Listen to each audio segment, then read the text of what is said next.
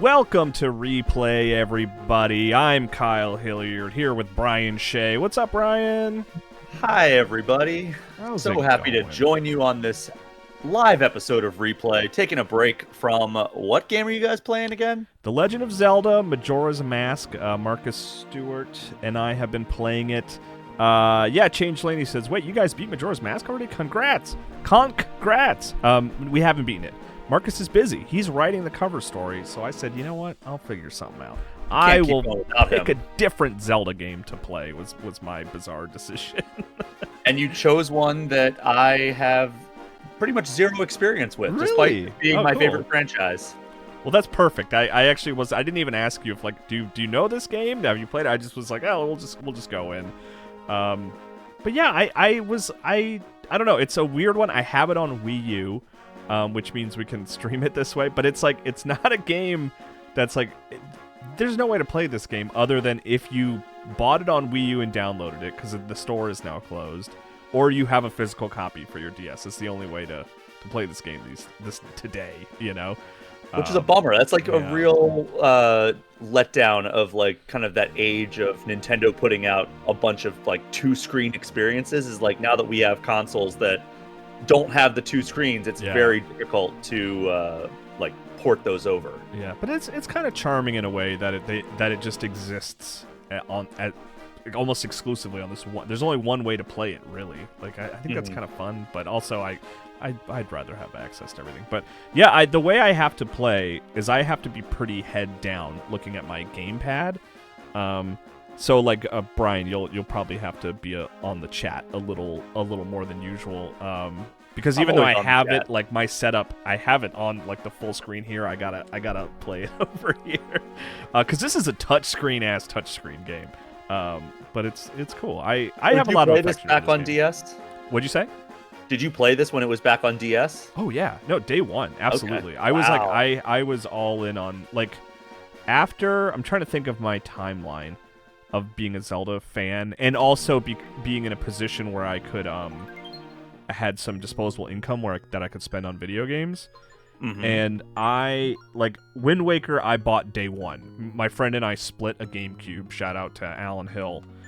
We split. Shout out. We saved up and we bought a GameCube together. We split the cost, and then we bought Wind Waker day one. And I think I played it first, and then he had his turn. Is kind of how we did it, if I remember correctly. But from that point on, every Zelda game was day one. Minish Cap day one. Phantom Hourglass day one. For sure. So I was very excited. This was a new Zelda game as far as I was concerned. You know. So I did not play it originally when it came out. I used to go, I don't know if you used to do this, but I was kind of freshly out of college, so I would go to Sears and I would just peruse their clearance gaming section because they were not the knowledgeable source of games. So they would just have some incredible deals on games that should not be clearanced. Yeah. They're just oh, this has been on the shelves for a while. Let's just get rid of it. So I think I got this for $12 on clearance at Sears. Brand new? Yeah, I'm sure that's I still have it. Oh, that's crazy. I don't know where it is, but I remember firing it up and being I don't like this at all because it has you have to navigate with the touch screen. Fully. And I just wanted the D-pad to be how I navigate. Yeah. If you can see the little fairy, that's me with the stylus. That is how you play this game. It is 100% touchscrreen. I don't even know. Okay, so the D-pad is brings up a menu, but even that's all I can do. And I don't think the face buttons do anything. I can pull up my. Okay, so there is a shortcut key for the map. There's a push tree. So that's the other crazy thing about this game is that you can write on the map, and this guy, I played the first 20 minutes just to so we didn't have to just watch the opening cutscene and stuff like that. And this guy told me, to go over there and push on that tree. So I was like, all right, let me write that down. I mean, that's cool, man. That's interesting, right, Brian? It's just the best. I mean, give me this over a Link Between Worlds any day. I mean, it's so tough because I love Link Between Worlds, but I do, like I said, I have affection for this game in the sense that it's there's no other Zelda game like this other than Spirit Tracks, right? There's Zelda games don't play like this. Most games, period, don't play like this. This was, pre-iPhone even, I think. Like the timeline, I'd have to. It's got to be right. It's close. When did this come out? I would say 2006. Is that maybe later than that? 2007, according to Wikipedia. That was pretty close. Okay. So it's pretty in line with the iPhone, actually. Okay. Yeah, I mean the DS. The DS definitely predated the iPhone. Yes, absolutely. Yeah, because the DS was what 2005, something like that, right? So 2004. So I think 2004. Yeah. So what? I mean, I'm looking at some of these things. So like, apparently you can do like circles on the edge of the screen to roll. I don't know if I've been given that to. Oh yes, okay, yeah, I've been given that to. Jelly Banana 99 points that out. Yeah. Mimikuru says, I love the writable map in this game. I think I liked Spirit Tracks a little bit better. And then Trap Bear 37 says, dude, man, Phantom Hourglass stuck me for weeks with that map puzzle. I'm assuming you know what that map puzzle is. Yeah. Which and then responded to themselves saying, Phantom Hourglass is so good though. I actually don't know how you solve that map puzzle on the Wii U. Because the trick, Brian, was you had like a map on the top screen and you had to figure out how to like stamp it to the bottom screen. And so the puzzle solution was you close the DS, which I was over the moon for that solution. I was so charmed by that. And I don't know how I would do it here. If there's like a sleep button or something. You got to throw your Wii U gamepad into your TV. Yeah, I mean, we could even just to like, why not show it off because it's a funky thing. Original manual. Is that like... Sorry, I just got distracted. Does that not even work? Did I crash the game by trying to press that button? Oh, Kyle. Oh, wait, no. It's loading. It does. It takes me to a website. Oh, this is funny. I bet that doesn't work anymore because they nuked the Switch Online or Wii U Online. There's no way this works, right? Oh my gosh. What? That is wild. It works. How do I go through pages, though? Or is this all it is? Oh. No, there's got to be. There you go. Yeah, you scroll. Giant PDF. Okay. That's cool. I'm really into this. I really am happy that this still works. If I'm not mistaken, this is a direct sequel to The Wind Waker. Yes. And you're playing the same Link and the same Zelda, correct? Yeah, the cutscene that we skipped in the beginning is her being like, "It's me, Tetra. Just call me Tetra. I don't want to be called Zelda." It is like, yeah, because I remember when Tears of the Kingdom came out. I think I even threw around the idea of like, oh, we should do a Phantom Hourglass like stream, just because like that's really one of the few just like this is fully a sequel to a Zelda game, right? Like Majora's Mask is a sequel to Ocarina of Time, but it's more subtle.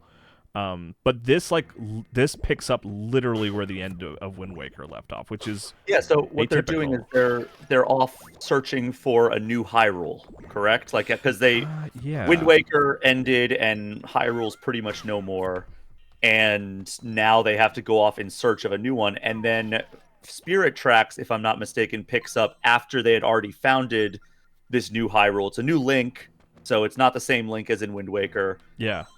And like they're trying to connect like all these tracks and take the train across this new continent that they have founded as the new Hyrule. And that's what ultimately is like the original thrust of that story. Yeah. This is all thanks to me having never played those games, just doing research on the Zelda timeline because I am a massive nerd within a Nintendo podcast. I was just about to ask you, I was like, yeah, having not played it, that's just like all research, right? Yeah. So Duke Faison did a highlight my message. Stupid question here. What Zelda cross Sonic crossover game, or what would a Zelda cross Sonic crossover game be like? Smash doesn't count. Man. I don't know if you remember this, Kyle. We have had a minor Zelda Sonic crossover on the Wii U. On the Wii U, other than Smash Brothers? Sonic Lost World had a minor like Zelda DLC. Oh, I kind of vaguely remember this. Where I believe Sonic is running around the Skyward Sword Hyrule. And like there's even a Triforce and you can put Link's tunic on Sonic. That's so weird. It's a very strange thing. I mean, it was a Wii U exclusive, so I guess it makes sense. Like we got the Hylian Shield in Skyrim on Switch. I mean, I Yeah. guess that makes sense, but But like, there's oh god, Sonic's never coming into oh Zelda never, though. They wouldn't never. allow I mean, that. it's yeah, you gotta punch up. Uh, yep. So as far as like a Sonic or Zelda crossover, I would not mind if it was like a sequel to Cadence of Hyrule, Oh, where interesting. With like because Sonic music and stuff. because both of those franchises have such good music. The gameplay could not be more different. So it's like difficult. Like when I had a chance to ask Shigeru Miyamoto, like what were the initial discussions when you guys were deciding to do a Mario and Sonic crossover game, his number one thing was it couldn't be an action title because their gameplay styles, while like on the surface are similar, like the speed is all different, the rhythm is different, like the core gameplay tenets are different. So we had to do something completely different, which is why they went for the Mario Sonic Olympics. Right. So with that in mind, I think playing on a shared strength of the franchises, like the music, would be a really cool thing. I want you to help me with this puzzle, Brian. When pulling the levers, the second lever you pull is the first on the left, and then the last lever you pull is second from the right. So I think I have it written down now. I think I have the right order. Gotta take notes, man. Gotta take notes. Jelly Banana 99 said that map puzzle seems to be the lasting legacy of this game.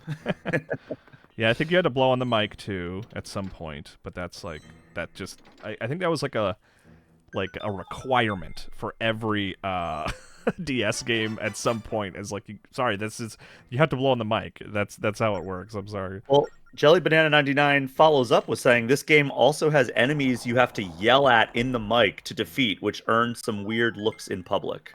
Okay, yeah, I guess that was an instance where I was probably just blowing in the mic just to make sound, which is like a call like the original NES in Japan, the Famicom in Japan had the microphone on the second controller.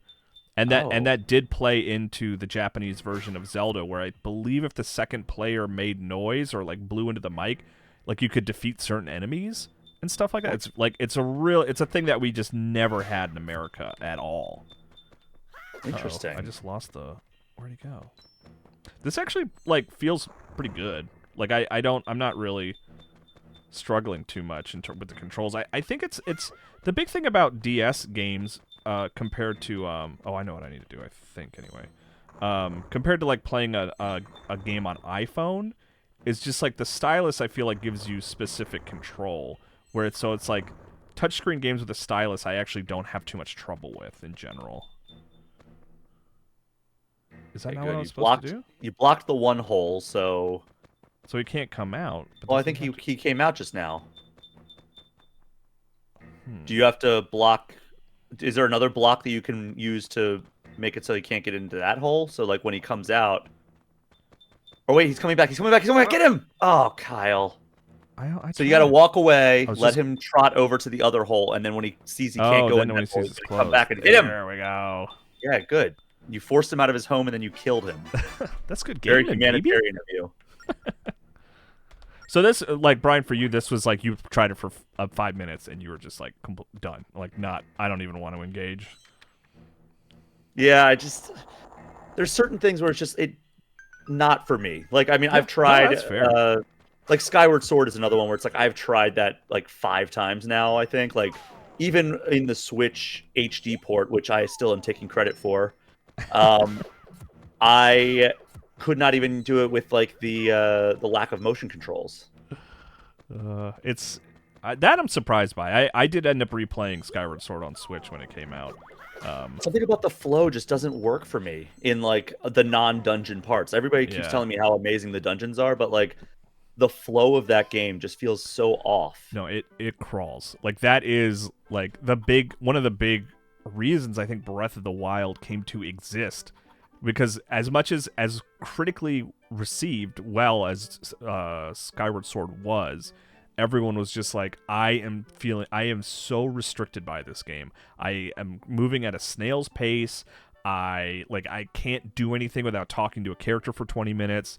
And I think it was just like a reaction to that. Was they're like, well, let's just let players do whatever they want because clearly this is not what they want in Skyward Sword, and they were right, you know. They did it. They made a game. And I like Skyward Sword a lot. I've played that game twice, you know. But yeah, like something about just like the control scheme. If the control scheme doesn't feel good for me, it's very hard for me to continue playing. Yeah, I mean, it is one of those things you can get used to that stuff, but it's like, do I even want to put in the effort here? It's just like, you know, like the more you play, the easier it gets. Like, I mean, one of the reasons I am not really too turned off by this is because like I played the whole game when it came out. I mean, I 100%ed this game. I got every heart piece, you know. So I gave it plenty of time and got used to it, and even now I'm sort of getting the hang of it. But like, yeah, it's that first impression is tough to get past. Absolutely. It's very funny that like the Zelda franchise is probably very easily my favorite franchise overall, but there are several games that just do not click with me whatsoever. Like, I mean, Phantom Hourglass is a good example of that. Skyward Sword just doesn't click for me. I mean, Triforce Heroes, I don't think clicks with anybody. Yeah. But like, hey, I played that whole last game. I reviewed it. I beat it. but the games that do click with me click so hard. Like, yeah, Tears of the Kingdom, Breath of the Wild, and Ocarina of Time. I mean, Tears of the Kingdom or Breath of the Wild and Ocarina of Time are top 3 games of all time for me. Yeah. And then Tears of the Kingdom might be a top 10 game of all time for me. And then, you know, Wind Waker and Twilight Princess are probably top 25 for me. I don't know. They're both very good. So I'm trying to find. I'm not even to mention the 2D games. Here we go. Found my boat. So this might put us into some dialogue reading here, which is fine. Yeah, Lineback is an interesting character because he just shows up this one time, but he's like instrumental to this game. You spend so much time with Lineback, but it's not a character that is canonized among Zelda fandom where they're like, oh yeah, gotta love Lineback. It's like, no, he kind of sucks. He's paid homage to in the in Breath of the Wild. Yep, there's a Lineback location. Yeah. So Changlini says, so was Hyrule just a country and not a world-spanning empire? I think it was just a country. I think like Termina is a separate country, as is Hyrule and any other. Like what's the city or town or country that you're in Triforce Heroes? Oh gosh, that's a tough. Yeah, I don't remember. Like there are several places. Like most games in the Zelda franchise take place in Hyrule, but there are several that don't. Yeah. And I think those are all just different like countries or continents within the Zelda universe. Curious if I can just buy all this stuff. Can I like buy bombs? And Jelly Banana getting into the heart of the issue here. Is Termina even real, or is Majora's Mask just a dream? I think Termina is real. I don't really buy into that. To the Link's dead all along? No, certainly not that. I to the point where I think Onuma has said as much. I think I even asked. I think I might have asked him. I think it's so funny. It's like Brian, you've talked with Onuma a lot. I've talked to them a lot as well. But I forget. Like it's like I think I did talk to him about that once. But there is no denying that Majora's Mask does have a dreamlike feel to it. It just is so, especially as we've been replaying it with Marcus, which has been a lot of fun. A new customer. So he said they were in the milk bar here. This is the milk bar, right? I know, I'm in that cherries. Okay, Lineback just dashed out saying he was off to the Temple of the Ocean King. Tried to stop that crazy fellow, but off went to the north side of the aisle.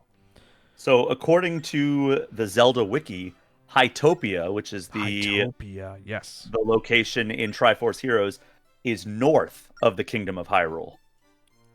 Right, and Hyrule, and then specifically the Link Between Worlds Hyrule, right? Yes. And then Termina is listed as a parallel version of the Kingdom of Hyrule, so it might not be a separate country, more of like a alternate dimension. Yeah, okay. And then I know that Lorule is also kind of like an alternate dimension type of place. Yeah, that's interesting about Termina, yeah. I'm pretty sure that like Hyrule is just like one single country and or continent in a greater universe. Yeah, I wonder if it's like, is it like a New York in that it is like the big sort of central popular place in this one country, or is like Hyrule like the whole of the United States, and then when Link went to Terminal, he went to Switzerland or something like that. There's Koholint Island, which again is up for debate. Yeah, that one's a little more. That one I do buy as being a dream because it's like it literally disappears at the end, and Link is like floating in the ocean by himself. Where that type of moment to my memory doesn't happen in Majora's Mask. There's never a point where Link's just in the empty woods and he was like, "Where was I those 3 days?" So there is New Hyrule, which we're on our way to founding, and apparently it was discovered by Tetra and her crew. Oh, I gotta go find that tree. Sorry. And they established friendly contact with the natives, the Locomo.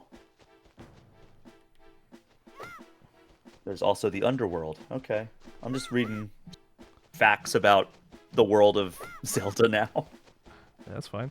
I'm trying to find. There's a tree I'm supposed to push around here. The Minish world as well. Can't forget that. Maybe this isn't the tree. Okay, I'm not too worried about it right now. We gotta find Linebeck.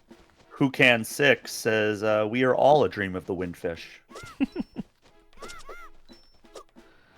Yeah, we just in our playthrough of Majora's Mask with Marcus, we just did that mission in the milk bar where you bring all the you play all your instruments as your different forms, and then they play Ballad of the Windfish, which I always thought was like a fun weird thing in Majora's Mask. The Temple of the Ocean King.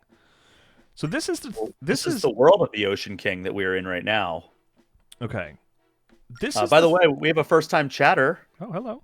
Madsy TTV, big fan of Zelda here, but Spirit Tracks and Phantom Hourglass are the two games I've only played once due to the stylus navigation mechanics.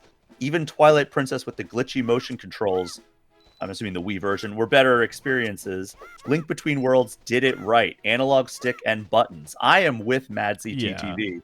I will come to the defense of these games, right? I like these games, but I mean, there's no denying that they're kind of quirky, weird things it's like that thing of like, I like them trying something weird and different, but I mean, yeah, I'm going to prefer buttons ultimately, Chenglini chimes in, wait, we're playing a colonization game? Oh no, Link, you might I don't know what it says. I'm sorry. Might bot be the good guy. You might not be the good guy. There we go. Okay, sorry, I panicked when I saw a word that didn't feel right.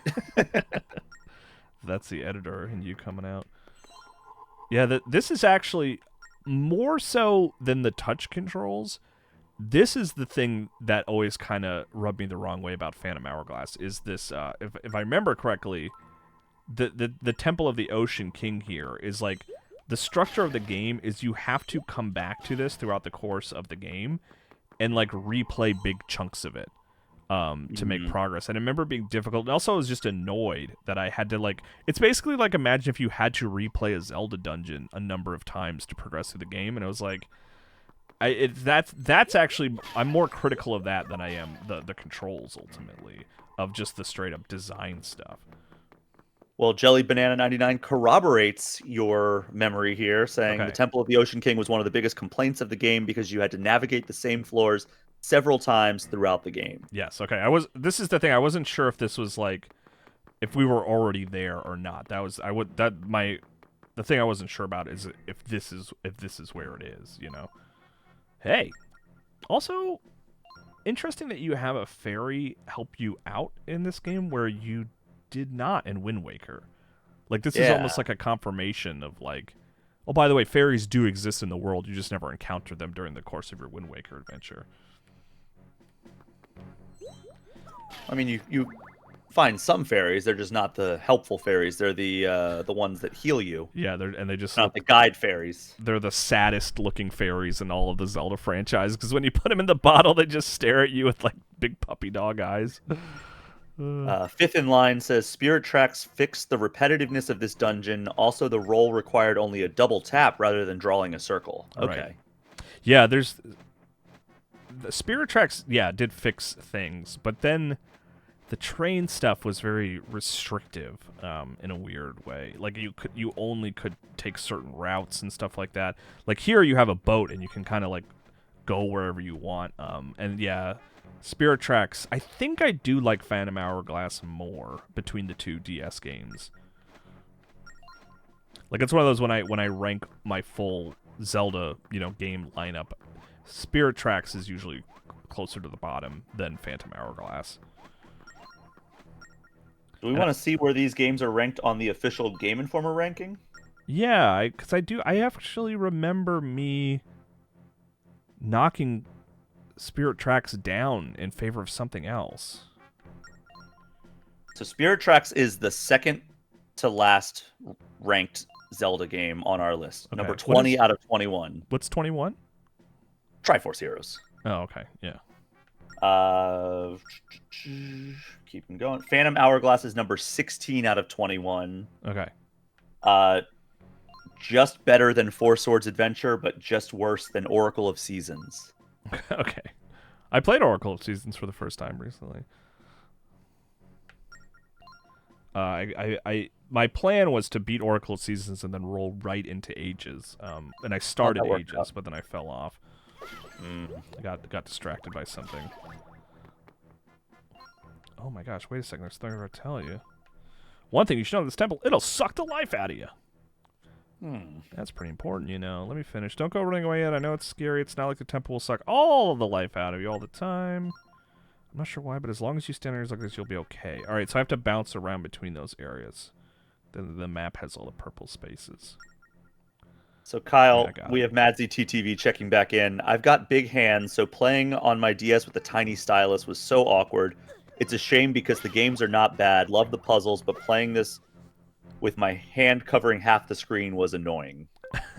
I went to go show this earlier, and the format will be a little off slightly, but I actually initially started with this mode, which actually puts the touchscreen in the bottom corner, and then I have a tiny little screen. Like that's the touchscreen. I don't know how well it shows up on camera, but that's like the touchscreen part of the game. But then after I played for a minute, I was like, oh yeah, this game. The touchscreen is actually where the focal point is, so I need to switch it around.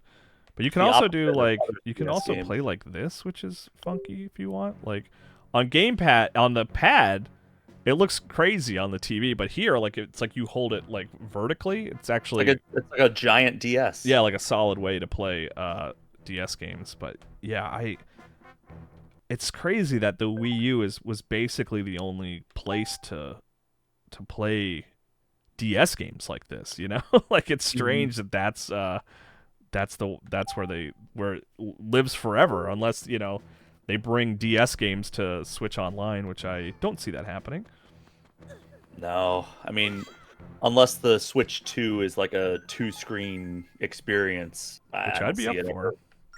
Well, there's like a patent that I think they filed that, of course, like there's a million patents that Nintendo and any other major corporation files that never get put into use, but like almost like it has like a clamshell design, but when you have it shut, like it has a screen on the outside and then it casts the other screen that you don't have from the clamshell being shut to the TV. So it's like a 2-screen experience, but it's a weird patent. I don't think it's going to be what the Switch 2 is, though. I'm a big fan of this screen here. Nothing is here. That's screenshot material right there. That's great. Nothing is here. Oh, that's funny. Oh no, it's empty. I wonder if someone got it. So it's probably Lineback. Frickin' Lineback. Yeah, so just walking around here, you just take damage slowly, unless you're in the sort of the plaid zone, I guess. Phew, I think we can take a quick breather. Yeah, he's always complaining about having a sprained ankle, and that's why he can't do anything. Like, he's not... People don't love Lineback. I don't know what to tell you, Brian. I know you're a big Lineback fan. You're always defending Lineback, and I'm like, well, he's not cool, Brian. Jelly Banana 99 is defending Lineback, saying, say what you will about Lineback, but he gave the game the personality it needed. It does give the game personality. I do actually have a vague memory of by the end, like him being less of a jerk, and that's sort of his journey, right? It's like he learns how to be a nice guy by the end. Not as brave as me, but not too shabby. That's a weird name. Linebeck. I'm a real man of the sea. Impressive, huh? It was smooth sailing for me in the beginning. Is he a trophy in Smash Brothers? Does Linebeck show up? He's gotta, right? I don't know, maybe. There's probably a sticker. There's a Linebeck sticker, I'm sure. Or however, I forget how Smash Ultimate worked, but if you let it blast a temple, what are you doing in this place? He's a spirit in a spirit, in right? Ultimate. There we go. Yeah. What do you want from me, kid? Oh, yeah. So we're trying to find. So the beginning of the game is you find a ghost ship, and then Zelda / Tetra just jumps on board because she doesn't care about her safety at all, and then you sort of jump on, but you fall off, so you're trying to save her. This reminds me of Majora's Mask, where the mask salesman is like shaking Link because I don't know how well you remember Majora's Mask. I know you played it a year ago or something like that. Yeah. But in the beginning, he's like shaking Link violently because you don't have a mask or something. Yeah. You're trying to get your mitts on the treasure. Treasure? What are you even talking about? Butts is trying to save his friend. She was abducted by the ghost ship. We came hoping you might know more about it. Oh, really? Boo-hoo. How sweet. I think I'm going to cry. So, did I hear correctly earlier that this fairy sounds like Navi? Like it has the hay? Oh, I actually don't know. Maybe. If she does, I didn't notice. Sprained my game's talking about sprained his ankle. Hey, have you ever sprained your ankle? Because it sucks. The thing here is though that he's lying. He doesn't even have toes. Look at him. Well, that's even worse then, because you don't have like a foot to support. Like it's just like you sprain your ankle. It's like you might as well have a peg leg at that point. Go on without me, kid. I like going full screen for these animations. You know, that's a GIF right there. That's like GIF material. It's just Linebeck shaking Link violently. It's good animation. Go on without me, kid. Go grab the clue. It has to be in there. We need to find the ship. Got that? So Duke Faison said, I just assumed that these flying thingies around Link is the same entity. No, they're even the ones in Majora's Mask, which is the direct sequel to Ocarina of Time, notably not Navi. Yeah, and the implication is he's looking for Navi or he's looking for Zelda. I always forget. Because in the beginning, he's like searching for a friend, and I don't think they ever really are explicit. I always thought it was Navi when I was young. The prevailing fan theory is that it is Navi that he's looking for. I mean, to the point that like a lot of people who do like lore videos are like, Majora's Mask starts with Link looking for Navi. Oh, what is this? See, this is good. This is good stuff.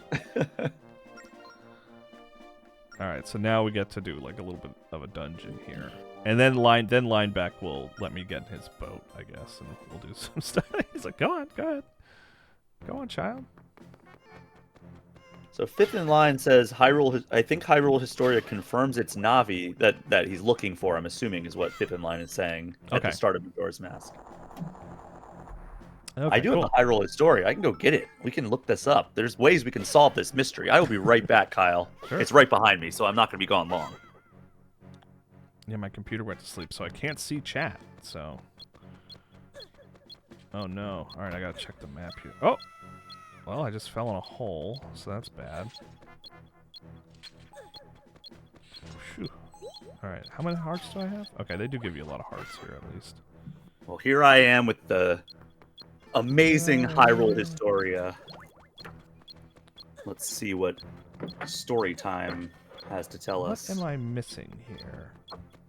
Oh, I think I have to draw something. The door won't budge. The design of the door must mean something. Okay.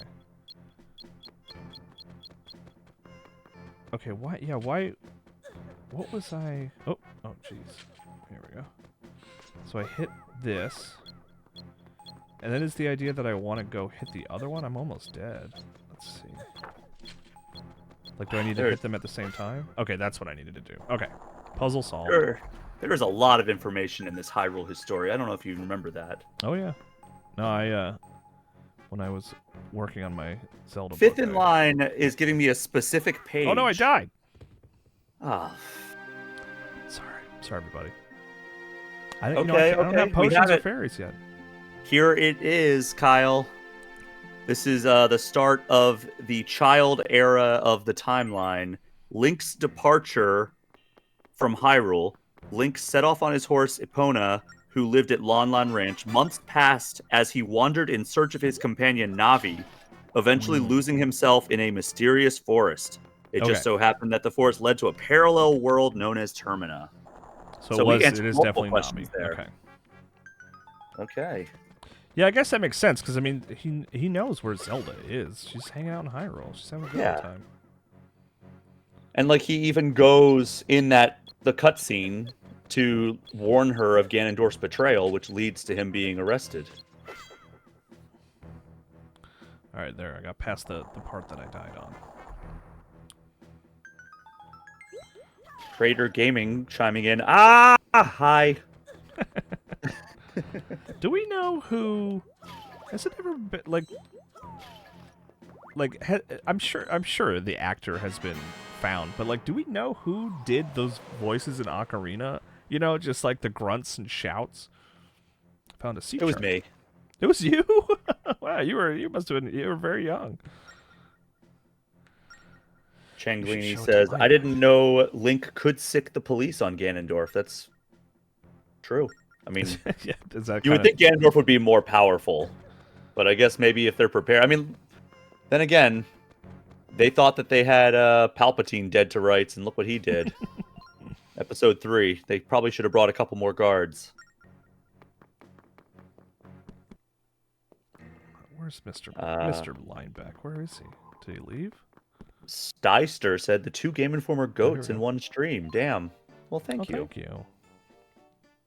I don't think you can have 2 goats, though. Sure you can. Greatests, plural. If it isn't the little monkey and his twinkly pal. You like this character, Brian? You're like, this is like your favorite Zelda character? Dr. Mono says, I'm assuming speculating on the voice of Link is Daniel Day-Lewis. Oh, Daniel Day-Lewis. Little Took a break from fact. fixing watches or repairing shoes or whatever he does, right? Or playing Abraham Lincoln. Didn't he play Abraham Lincoln? Yeah, but I think in his spare time, he's a watchmaker. Like, that's what he does. Like, you have to convince him that this job is going to be more fulfilling than fixing watches, and that's how you get Daniel Day-Lewis to join your film. Well, if anybody could do that, it would be Shigeru Miyamoto and Eiji Aonuma. That's right. Duke Faison says Tom Holland. Yeah. I mean, we probably live in a world where Tom Holland has at least had a discussion about playing Link in a live-action Zelda movie, so... I hope not. I mean, I like Tom Holland. He's great, but I don't... I want a person who, like, doesn't exist, basically, for Link. I just don't want, like, a celebrity. You know what I mean? I don't need Tom Holland to play Nathan Drake, Spider-Man, and Link. Like, we're good. There's other actors, you know? You're right. There's Timothy Chalamet. Yeah. I mean, he's good, too. But I just want to be surprised by the Link casting. I don't want it to be Chalamet or Holland and everyone be like, "Oh, I knew it." You know, I think I've said this before. I want the whole cast of the Zelda movie to be people that I have to immediately Google because I have no idea who they are. That's my hope. Oh, Crater Gaming says there's a guy who works at the Target in Roseville, local reference. Hey, nearby, yeah. Looks a lot like Link. Now I may need to take a field trip. I mean, if he's available, does he act? Like, let's get him an audition. Who cares if it's Link? It's Link. Also, does he talk? That's the other question. Does he talk in the movie? I think he has to. I'm saying, does the guy at the Target in Roseville talk? Oh, I see. Yeah, but I just think that, like, I need some bombs. I should go buy some bombs. I just Zelda is like the kind of movie that, like, doesn't need, like, you know, they don't need a movie star to, like, sell it. Like, people are gonna go see the Zelda movie because it's a Zelda movie, not because Tom Holland or Timothy Chalamet is. And no one saw the Mario movie because Chris Pratt was in it. You know, they could have put anybody in there. However, I think they're gonna look at the success of the Mario movie and be like, well, part of that's because of the cast. I hope not. Yeah. I mean, I'm a defender of Pratt in that movie. I think his Mario performance was fine. I like the cast, but it just didn't need to be so, like, celebrity focused. They could have put anybody in there. What if they just get the exact same cast, but for the live-action Zelda movie? That would be, you know what, that would be kind of incredible if we got another stream where they announced the cast one by one, and we're like, what, like that. I feel like we don't talk about that moment a lot because now we're used to the idea of Chris Pratt as Mario. It's done, it's happened. But watching that stream for the first time, and I was howling with laughter. I know, it was like insane. And if they did that 1-to-1, but with Zelda characters, I would actually be impressed. I'd be like, you know what? That's incredible. I love that. Chris Pratt is playing Link. He's so cool. He's so cool. I thought, okay, Duke Faison's on the same wavelength. I was thinking Seth Rogen as Ganon. Yes. Well, that's got to be Jack Black. Has to be Ganon. Jack Black could be like Demise. Yeah. Seth Rogen has to be a Goron. Like he can't be the main villain. You know, Jack Black's main villain. Seth Rogen is a Goron. Who's Charlie Day though? I don't know. Who's Navi? Yes. Yeah. Hey, you gotta listen. Anya Taylor-Joy would be a great Zelda. That casting I would have no complaining about whatsoever. She looks just like a Zelda. She could be one totally of the Zelda. Yeah. Keegan-Michael Key. I mean, he might have to be actually Navi. If we're doing 1-to-1 here, you know.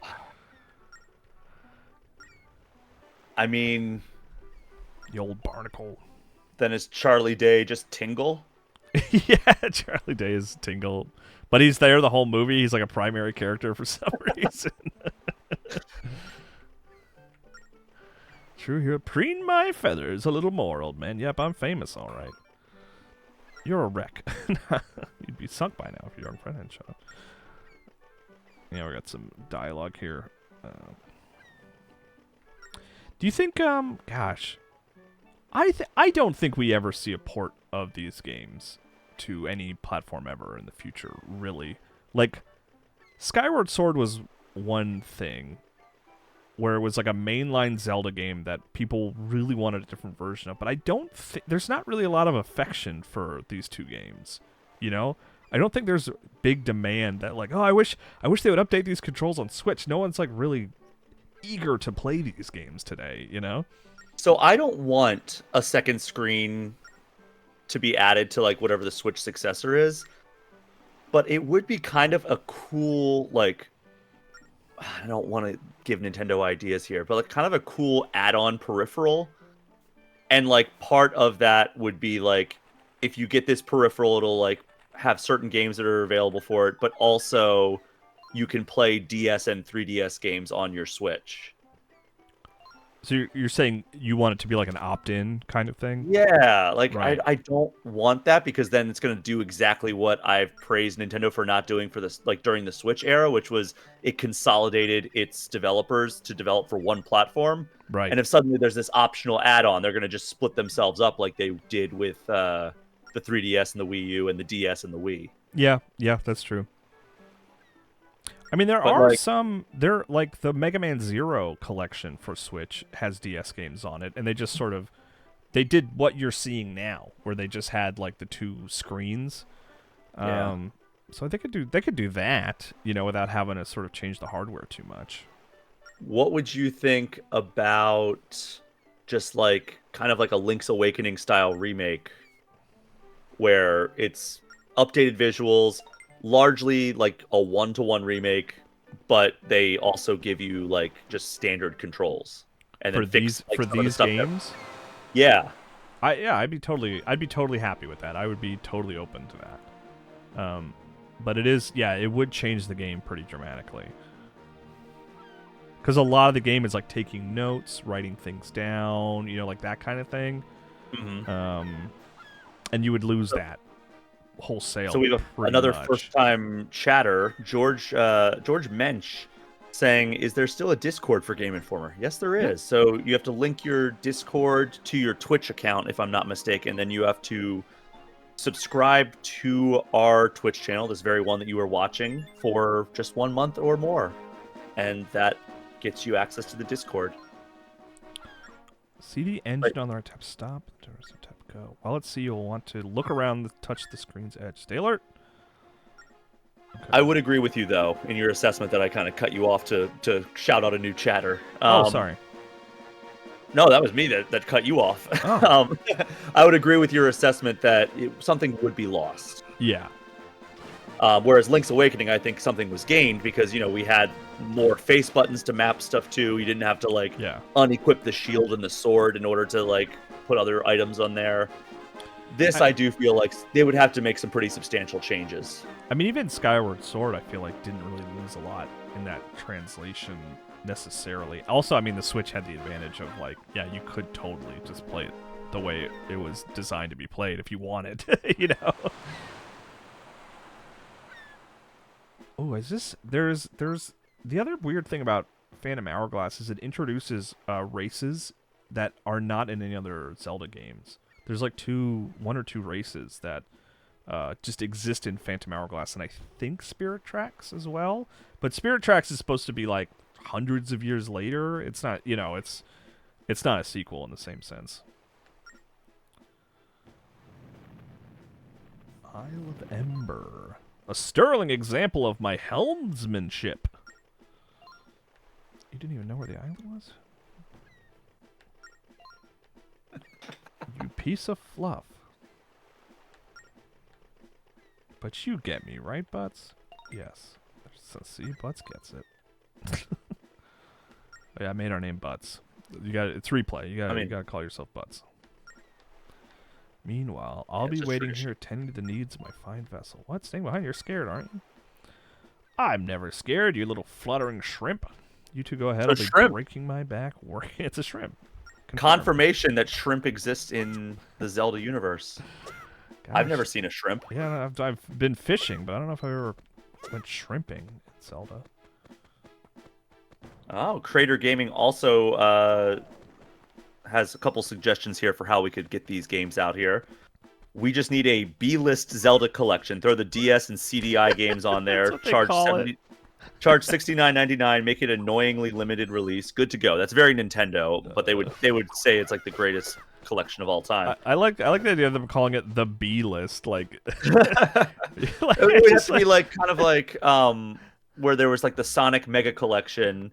And then there was the Sonic Gems Collection, which was kind of the lesser-known games. Whereas Sonic Mega Collection was Sonic 1, 2, 3, all that stuff.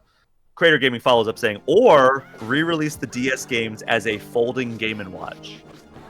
Oh, that would be really cool. Cool. God, that would be so limited. Who wants that besides me? I have a shield. Can I use the shield? Almost like a DS classic, the micro consoles or mini consoles. Yeah, not just Zelda games, but do it as a DS 3DS thing. All right, here. So I have to call out. Let's see. Yo! You see the little speech bubble go up there? That was cool. Who's there? It's nice that it just fully integrates the Wii U mic. It doesn't really didn't have to do anything weird or special with that. Help get me out of here. It's safe. You're right, fortune teller. Yes, right. I guess I could have just blown in the mic. I was sealed in here to hide from the monsters. I didn't foresee one thing. I can't open the door from the inside. Yeah, I'll open it. Thank you. And good luck, because this will be tricky. Do you see the map hanging beside the door? Somehow the key to opening the door, unfortunately, only my assistant, Kaio, knows the secret of it. That's KO because... Kaio? It's just mayo with a K. Oh, you wouldn't say mayo. That's true. Mayonnaise. Duke Faison says, "There goes your silent protagonist." Oh yeah, that's right. Well, I mean, talk to Mike. Yeah, you know what? Actually, in retrospect, I should have tried to do a hi-ah, one of the iconic Zelda noise.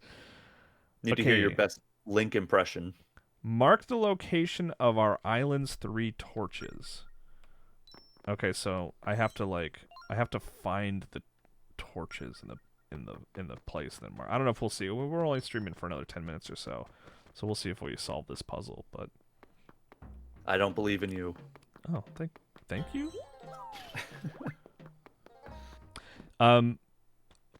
Another fascinating thing about Phantom Hourglass is for the Breath of the Wild cover trip, This is a long time ago, and maybe his answer has changed in those years. But one of the questions I asked Onuma at the time was like, "What are your top 3 favorite Zelda games? Like personally, like if you rank your favorite Zelda games that you've worked on or otherwise."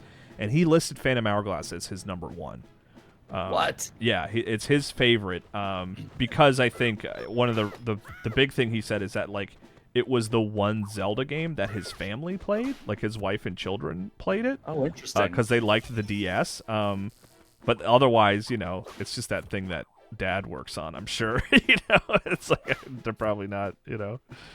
Yeah, it's like, do the kids of like Eiji Aonuma and Shigeru Miyamoto know how cool their dad is? And it's like, no, it's just probably Dad. They know how cool he isn't. Like that's the trick of being the children of a like a renowned celebrity.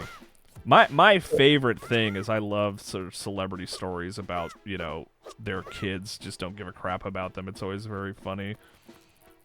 Did you see the costume, or when Paul Rudd was going around with his daughter, and his daughter was like dressed as the Wasp from the Marvel movies?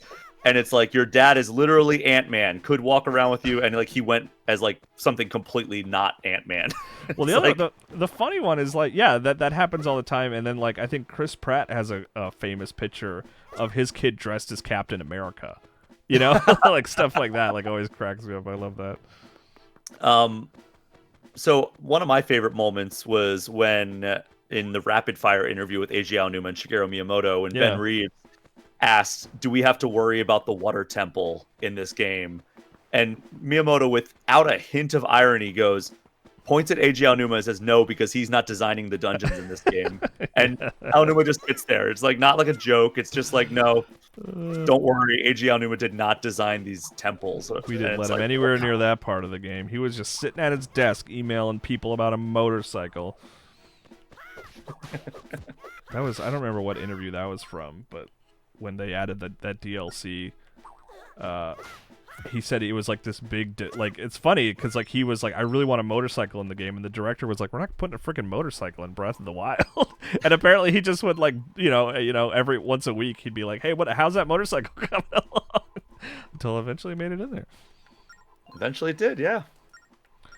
Get him, butts. They said torches, right? Or am I looking for ghosts or something? I'll be honest, I don't know. Okay. Listen, but I swear I'm not a bad ghost. All right, take your word for it.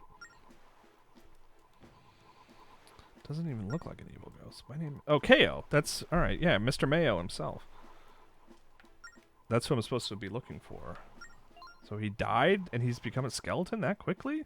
How long was she locked in there? Well, they can't just show a corpse. I guess that's true. Corpses do explode into spirally smoke in this world. Does this mean they're astrid projecting? No. Okay. So Miss Astrid is all right. Well, then please open the door for me, and I'll tell you the secret. The 3 torches on this island are the key to understanding. Keep that in mind. You may be able to open the door. 1 torch is right here.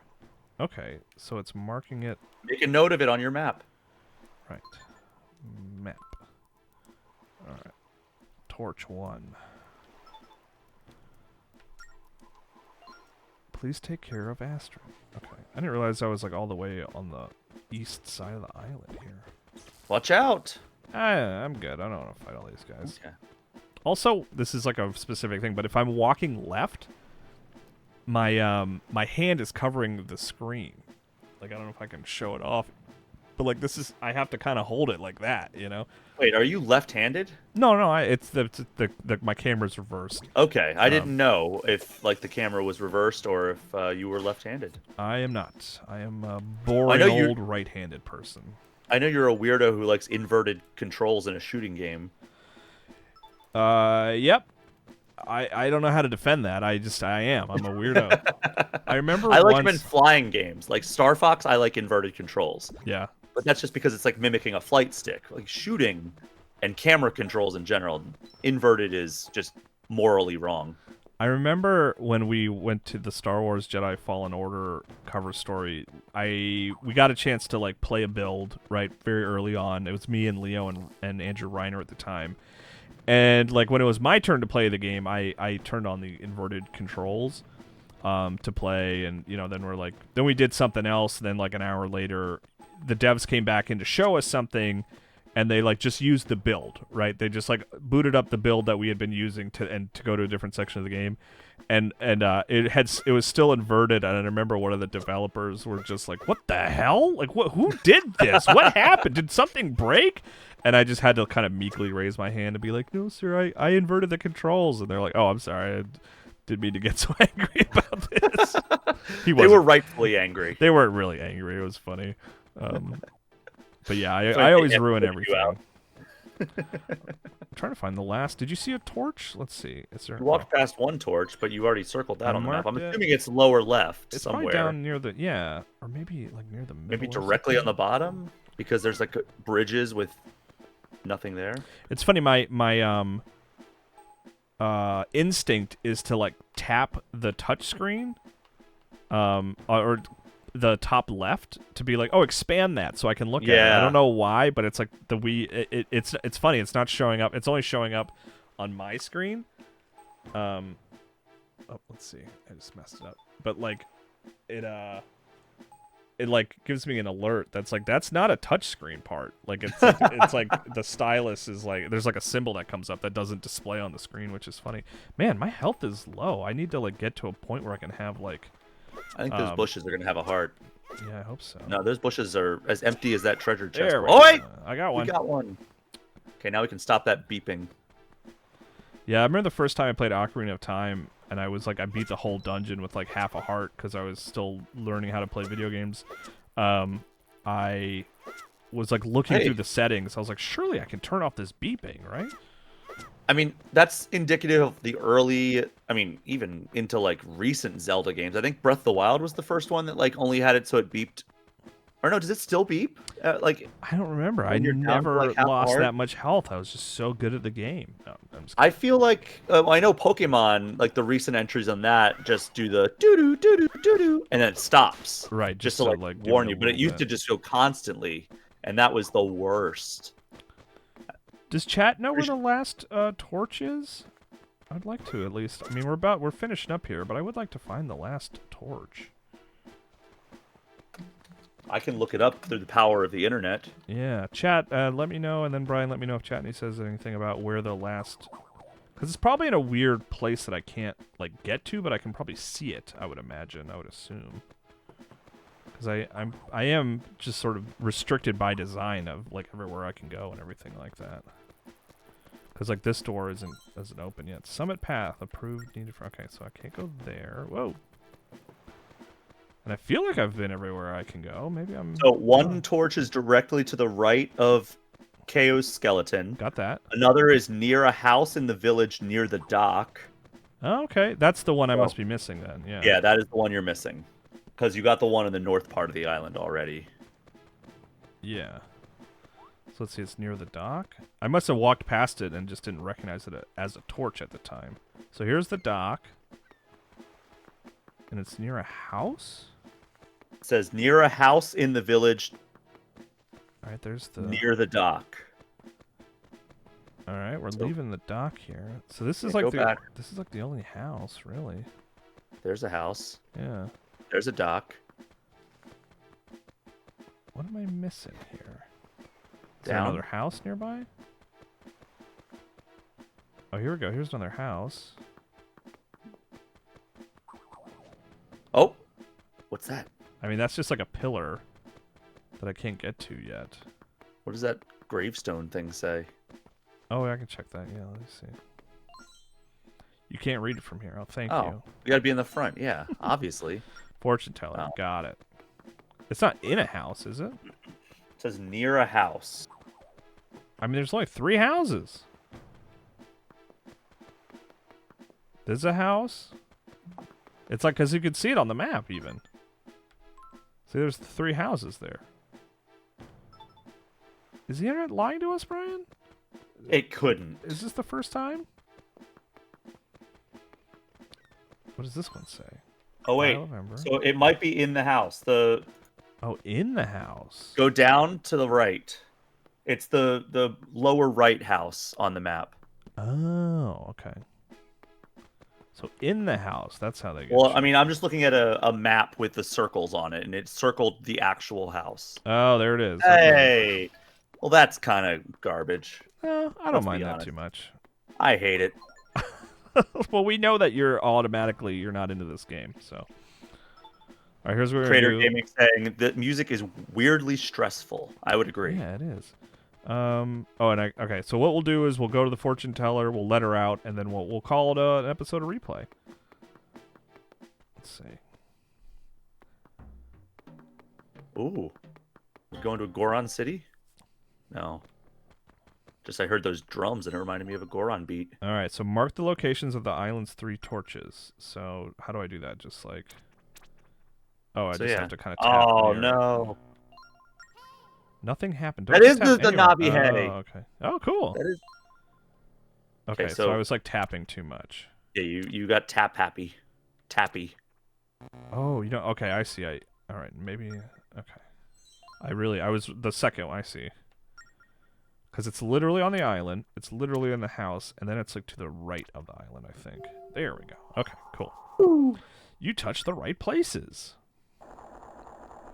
There she is, Astrid. How are you still alive if that guy decomposed to a skeleton? But yeah, that's an episode of replay. This is a random one. This is like going back to how we used to do replay, where we just pull up a random old game and chat about it, which is fun. But I believe Marcus and I will be back to Majora's Mask next week, unless he remains busy, which could happen. It does happen. But thanks everyone. You're on the Zora part, right? What'd you say? You're on the Zora part right now, right? Or you just played the Zora part? Yes, yeah, we're making our way to the Zora dungeon. Is one of the better masks that you can get. When you are able to swim with that mask, it feels so good. Yeah, it is the Zora mask is really cool for sure. Sorry to step all over your outro there. No, it's totally fine. But yeah, thanks for tuning in. More Majora's Mask next week. Subscribe to the print magazine, subscribe.gameinformer.com. And yeah, thanks for tuning in, everybody. See you next time. Bye. Hey.